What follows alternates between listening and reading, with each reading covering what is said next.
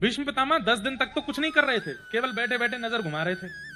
जब 10 दिन में कौरवों की सेना समाप्त होने लगी, तब दुर्योधन ने इनको एक व्यंग मारा, खाते हमारा अन्न है, भला चाहते उन लोगों का है। तब भीष्म पितामह बोले, हे दुर्योधन, क्या बोले तुम जानते नहीं मैं कौन हूं? अगर अपनी पर आ जाऊं तो एक दिन में पूरे महाभारत युद्ध को विश्राम कर सकता हूं। तो दुर्योधन ने ये और कह, करिए ना, फिर बोल क्यों रहे, करिए। पितामह भीष्म बोले, कल जो होगा वो तो तू बाद में देखना, उससे पहले मेरी एक बात सुन। बोले क्या?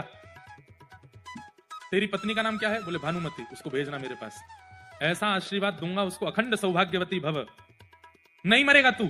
अब जब तू मुखिया ही नहीं मरेगा तो फिर महाभारत युद्ध तो तेरे पक्ष में जाएगा ना। बात तो हो रही थी भीष्म पितामह और दुर्योधन के बीच में, पर कान खड़े हो गए ठाकुर जी के।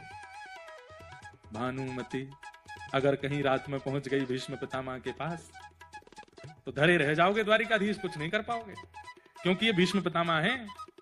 भगवान ने रात भर शाम को योजना बनाई, बोले क्या करूं, भानुमति से पहले कोई द्रौपदी पहुंच जाए तो बहुत बढ़िया होगा। भानुमति को आशीर्वाद मिलेगा तो अकेला दुर्योधन बचेगा, द्रौपदी को आशीर्वाद मिले तो पांचों बच जाएंगे।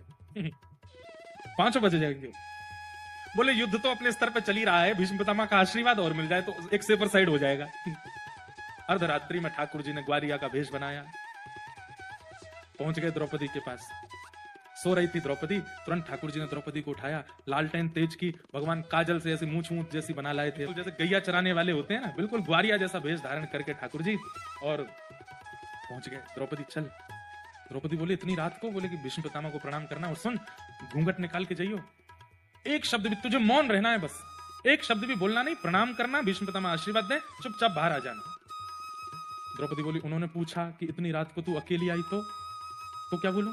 बोले बोल देना हमारा ग्वारिया आया है साथ में, मैं बाहर बैठा रहूंगा, इसके अलावा कुछ मत कहना। द्रौपदी गई भीतर। द्रौपदी को जैसे ही घूंघट में बैठी थी, अब उनको क्या पता ये भानुमति की द्रौपदी, तो आ गई। भानुमति रुक जा, हाथ में जल लेकर के, और मैंने जीवन में जितना भी ब्रह्मचर्य मेरे पास है, जितना भी मैंने संध्या वंदन आदि जो भी मैंने यज्ञ अनुष्ठान किए, उन सब का फल मैं इस कन्या इस बालिका को देता हूं, अखंड सौभाग्यवती भव।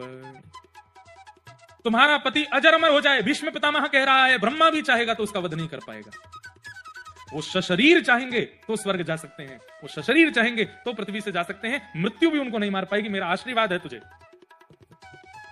जैसे ही सुना, द्रौपदी बोली, ये उम्मीद नहीं थी मुझे, भीष्म पितामह ये आशीर्वाद देंगे, ये तो मेरे पांचों के प्राण खाने में सबसे आगे रहते हैं, पांचों के पीछे रथ इन्हीं का दौड़ता है, और ये कह रहे हैं अखंड सौभाग्यवती भव।